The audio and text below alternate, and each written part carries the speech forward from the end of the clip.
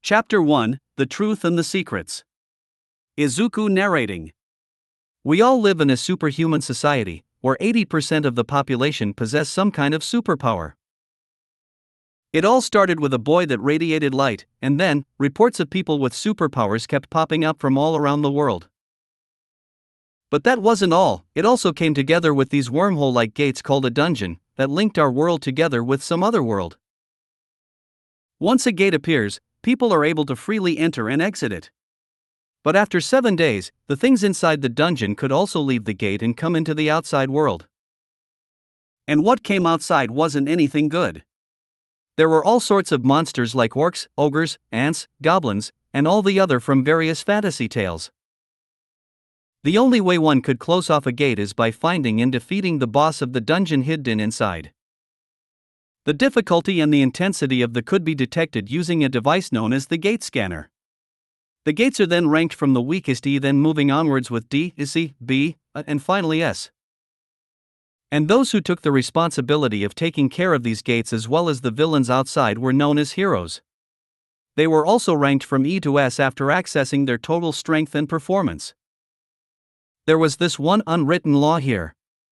Nobody knows what happens inside of a dungeon. This was because whenever anyone went inside a dungeon, they would always return either covered in blood or injured. No one's dead body ever came back because after the death of the boss, the gate would only remain open for about 30 minutes. No one knew what happened to those left inside after the gate closed. My father was one of them. He had went into a dungeon but he didn't come back. Me and my mom had been living on the paycheck we received as compensation after we had lost him. But before leaving, he gave my mom a daughter and me a sister. The government had officially sanctioned an agency to look after and maintain the clearing and blocking of the nearby area around a dungeon to the Association of Heroes so that people do not enter gates unchecked and cause deaths. The hero whom I was the greatest fan of was the S-rank hero, All Might. It was his debut that struck me the most. It was after a gate had opened and monsters started rampaging around and causing destruction everywhere. Even though everyone was scared and troubled, he came through and saved everyone and defeated the monsters and the boss within minutes. I watched his videos every day, and I wanted to have a power just like him and then be a hero just like him. Until... Time skip. Third-person perspective. Nope kid, it ain't gonna happen, said the doctor to Izuku. Is there really no chance, doctor? All his classmates are getting their quirks, it is only Izuku who hasn't gotten any, said Izuku's mom. And he won't get one either. You see, I ran him through the scanner and it sensed him to have little to no quirk power. So I hate to say it to you, but if he tries to be a hero with this power, forget about the gates, he would die even if he tried to protect the streets, said the doctor. Back at home. Izuku's point of view. After reaching home, I didn't talk at all, I was completely silent. I just went back, sat on my chair and began watching the video of All Might. Tears silently dripping from my face, but still smiling. He's such a cool hero, Mom, he always saves everyone with a smile. Can I? After a while, my mom came into the room to look at me. I turned back, tears still running down my face, and asked my mom.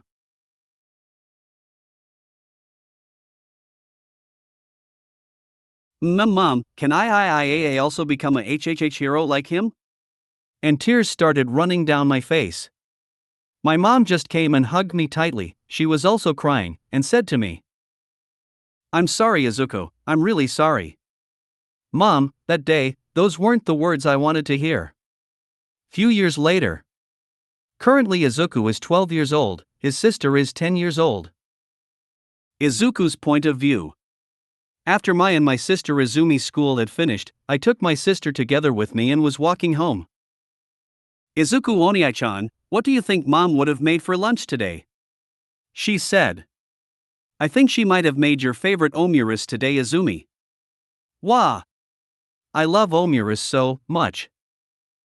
Musical note omurice, rice musical note. She began singing while jumping around.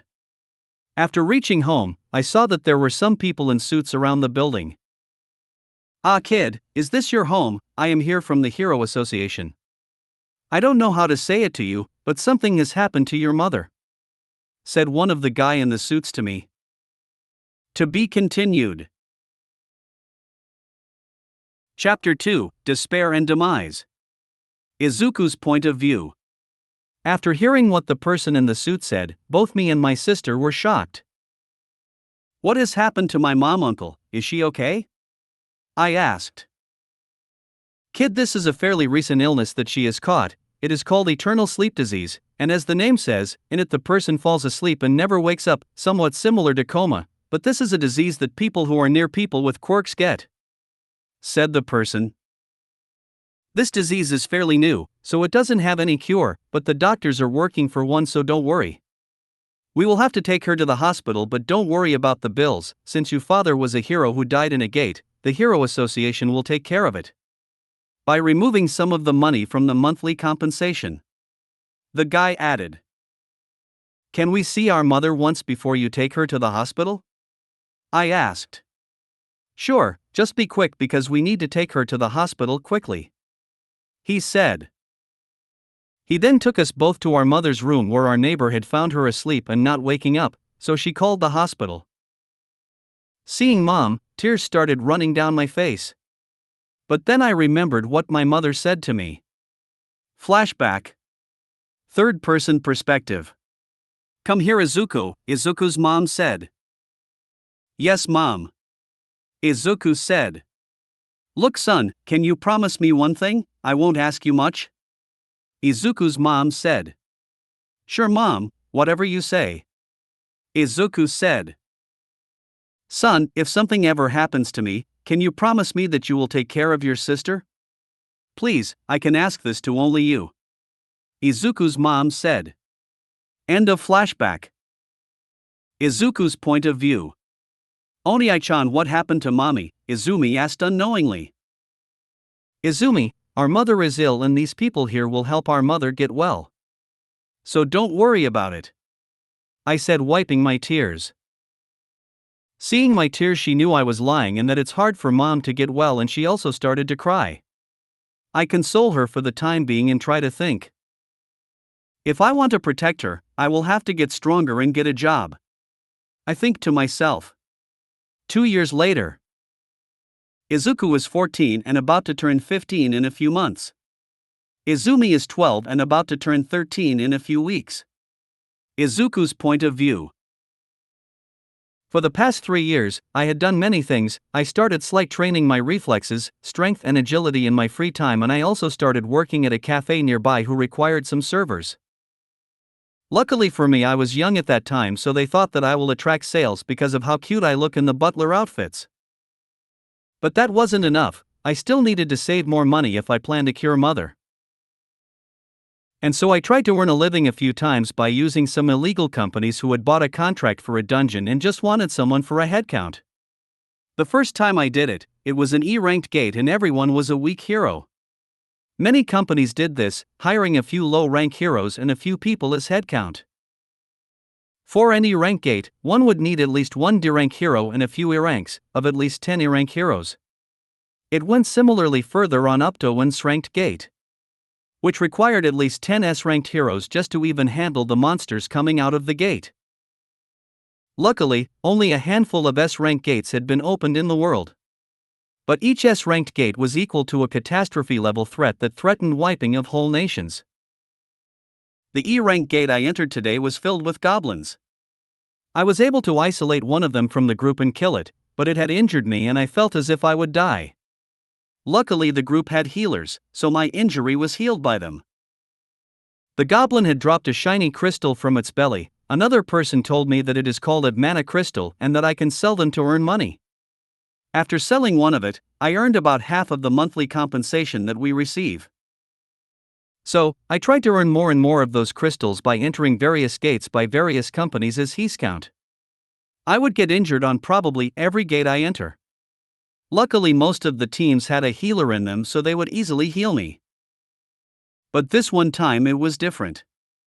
It was the last day of my middle school. My teacher had passed the future career forms but threw it away and said, "What's the use? you all probably want to become heroes. Hey Teach, don't lump me together with these weaklings, I'm gonna be the strongest S-rank hero there is and will ever be. You all can die here cause I am going to UA for becoming a hero," said a blonde person sitting ahead of me. He was Bakugo Katsuki, my childhood friend and a person with a great quirk. "Oh yeah, Midoriya, didn't you also want to get into UA?" the teacher asked. Everyone started laughing. I just looked down and didn't say anything. When the teacher left, I began to pack my bag when Kakin and his gang showed up. "Deku, you bastard, only I am worthy enough to enter UA from this weakling of a school. Today I'll show you what the difference in real and fake heroes is," he said to me, before ordering his gang, "Come on, drag him if you have to." He dragged me to a deserted place behind the school on top of a hill, the other members of the gang holding me and making sure I don't run away. We then came across an unsecured dungeon gate.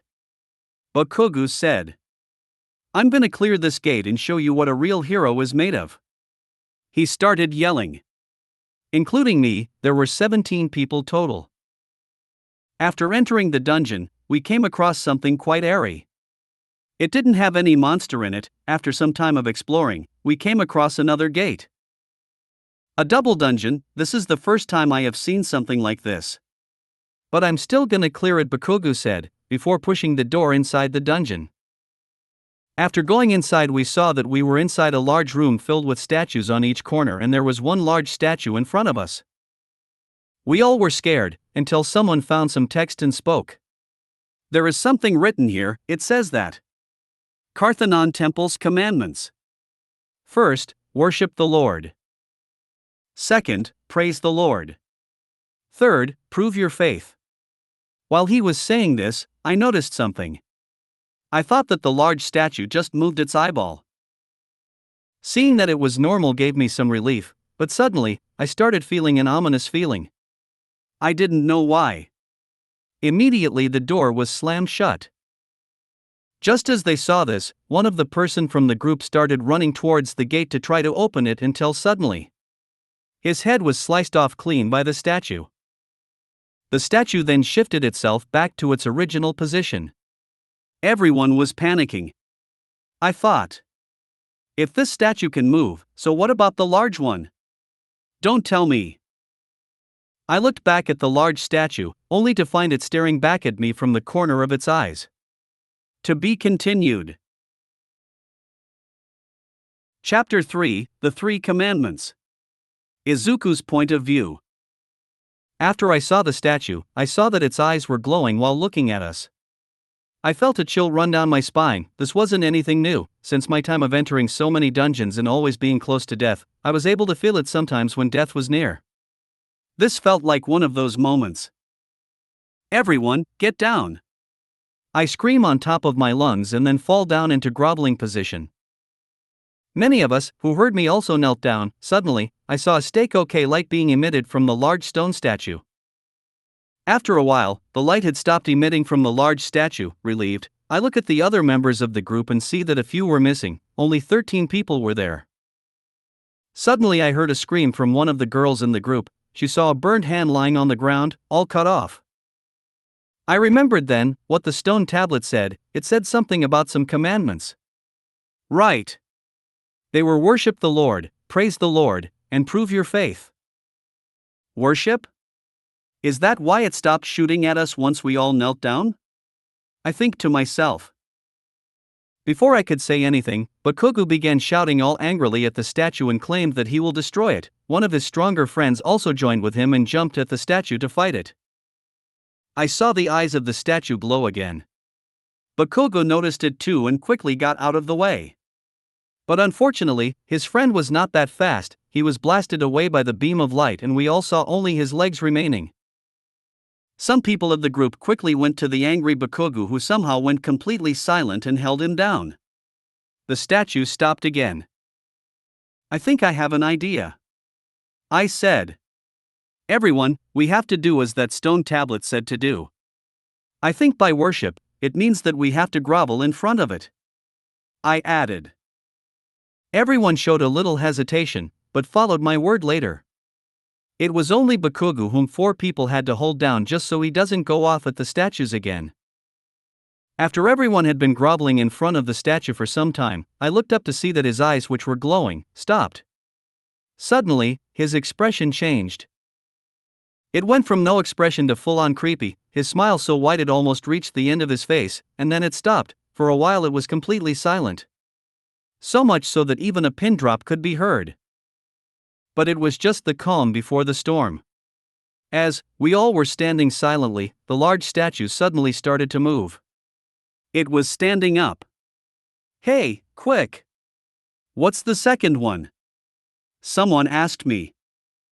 It was Praise the Lord. I replied. "Oh, don't worry then, you can leave that to me. You see, my papa is a father in the local church, so I know how to do it," someone from the crowd said as he began to move forward. He took out a cross from around his neck and started praying after closing his eyes.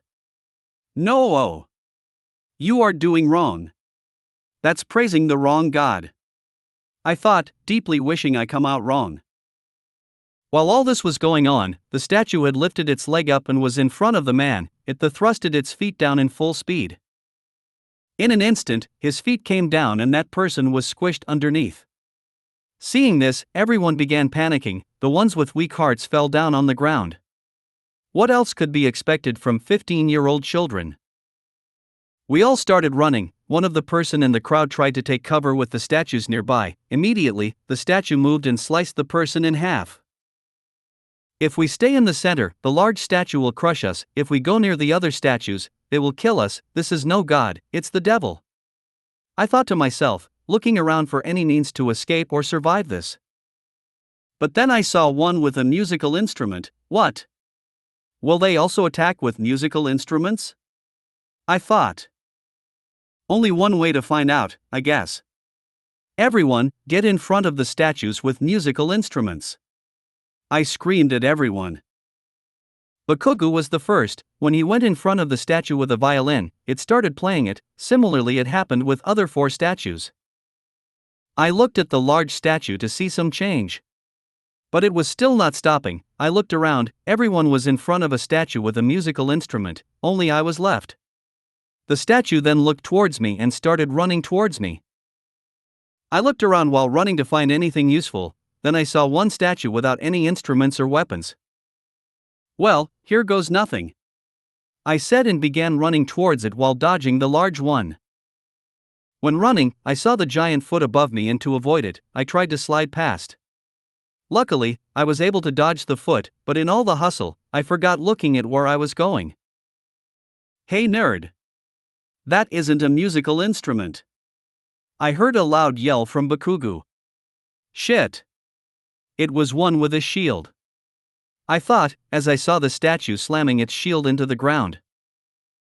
I don't know whether it was the will to live or whatever it was, but I kept on crawling towards the statue. If there is a God, then please help me, I thought to myself. Then I just heard a voice coming from the statue. It was singing. Its appearance that like an angel. I tried to take support from the statue and looked at the large statue. It was going back to its seat and sitting down, still with the same airy expression. Suddenly, I heard a loud scream from someone. "Eek! Your leg!" a girl screamed. I looked down to see what had happened. Apparently, my right leg was cut off. Maybe I didn't feel that because of all the adrenaline in my body. That girl had some healing powers, so she tried to heal me or do something about the bleeding. This caused her to get a nosebleed and almost faint, but the bleeding had stopped somewhat. Third-person perspective. Of the 17 people that entered the room, only 6 people were remaining. The rest's bodies were lying around everywhere and some had straight up vanished. As soon as the statue sat down, a large circular altar started to form in the center of the room. "What is that?" someone from the group asked. "It's an altar, it's for the 3rd commandment, prove your faith," Izuku said to him. "You don't have to say anything more, even though I may not be that intelligent, but I can guess what it means. We have to offer a sacrifice, right?" he said to me. "Yeah, you are correct. Izuku replied. If anyone here has to die as sacrifice, it has to be Bakugo. After all, he was the one who dragged us all here, he said while aiming his fingers at Bakugo. His quirk was finger guns and he could shoot bullets from his. Alright, fine. Do as you wish, I'm gonna survive this and then become the strongest hero, Bakugo said and started moving towards the altar, with the other guy behind him. To be continued. Chapter 4, Death and Rebirth. Third-person perspective. As soon as Bakugo stepped into the circle near the altar, a bright yellow flame started burning on the edge of the circle like a wisp. Izuku's point of view. What, does it want more than one? I thought. Oi! Nerd, what does this mean? Bakugo said to me. Can someone help me get to the altar? I asked. Then two people from the group came and lifted me up. They started walking toward the altar. Once we enter the circle, 3 more flame wisps began glowing on the edge of the circle. So that's how it is, huh? I thought to myself. Judging by the distance between each wisp, it would need 2 more people to complete the circle. I then call the remaining 2 to the circle as well. Suddenly many blue fire wisps surround the smaller circle by forming a larger circle. They were 36 in total in the outside circle and 6 orange-red wisps around us in the smaller inner circle. Suddenly, the large gate gets completely opened. It left us all shocked. Are we able to leave now? I thought for a moment, but quickly changed my mind. No, if the door has opened, it must surely be another trap. A false hope. I thought again. Suddenly, the statues started moving towards the altar. This caused everyone to look at the statues.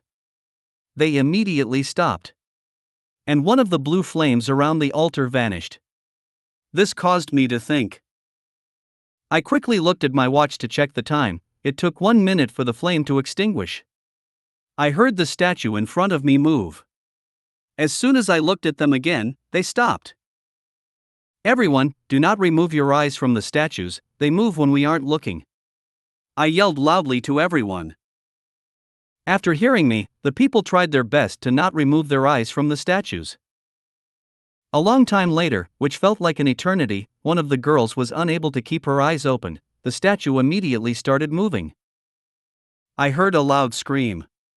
It was the same girl, the noise of the statue might have woken her up. She immediately made a run for the gate. No!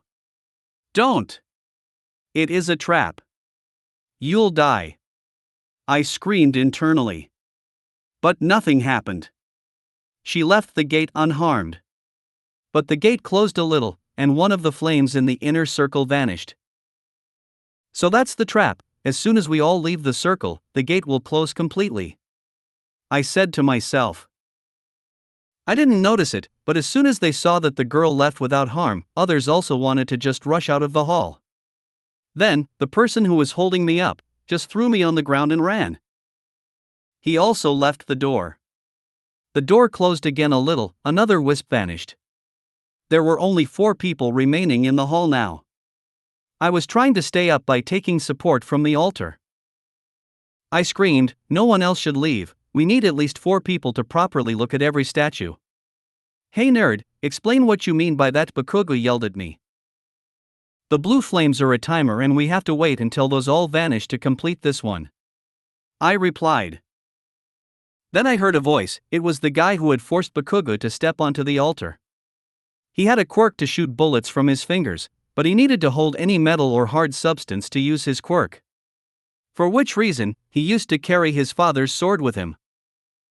Hey Midoriya, you might be correct. But, couldn't the door also just completely shut down when the blue flames run out? He said. I appreciate your help and accept that I might be alive only because of you. But I don't want to die. I'm sorry, I don't think I can take this any longer. I'm sorry. He said while looking at me with tears dripping from his eyes. Sorry. Don't make me laugh. You running from here will cause us our deaths. I said to myself. He then left the hall. He threw his sword on the ground and forgot about it in the moment. The gate closed by a little again. It was all over, we could do nothing now, with only 3 people, there will be a gap in the fertile of vision of us all. Oi you, healer girl! Go get Deku and get out of here. I'll stay, after all, I'm the injure who brought you here. Bakugo said. Oh okay said the girl and tried to walk towards me, suddenly she collapsed on the floor. My legs. They won't move. She said. That was the downside of her quirk. She could heal others, but at the expense of her own energy. Hey Kakin, can you listen to me? Take the other girl and leave, I will stay. I said to him, go leave, otherwise, who will save this girl here? I added. The girl started arguing that she would rather stay, but was suddenly knocked out by Bakugo with a chop to the neck. Go, and become the greatest hero. I said to him. Yeah, I will, thanks Izuku. He said, and they both left. The gate closed by a little again. 2 more flames vanished from the inner circle. I guess, this is where it ends, huh? I said to myself. Mom, Dad, I'm sorry I wasn't able to protect Izumi. I'm sorry Mom that I wasn't able to fulfill my promise. If I'm gonna go down, I'll at least take one of you all down. I said as I picked up the sword left by that boy. Rin Amazuki. I won't forget that name. I was ready to die. I lied there looking up at the giant statues, lifting up the sword at them. It then jabbed its large spear through my chest, lifted me up, and dropped me on top of the altar. I lie there bloodied. My whole body throbbing in pain. I don't want to die. I want to protect my sister, I wanted to be a hero too if only I had just one more chance. This was the only thought rushing through my mind, as I saw the statue finally crashing down its spear. Suddenly, everything stopped, and I heard a voice. Congratulations on completing all the requirements necessary for the secret quest Courage of the Weak. You have unlocked the right to become a player. Will you accept? You don't have much time remaining. You will die exactly 0.02 seconds later if you refuse. Will you accept? Yes, no. A chance to live again. Yes, this chance, I'll take it. I said to myself. Welcome, player. The last thing I remember is a bright flash of light that emitted from me and covered the whole room. The very next thing I remember is waking up in the hospital. Was it all just a dream? I questioned myself. No, it wasn't. I say after seeing the message popped up. Asterisk message asterisk. You have an unread mail. To be continued.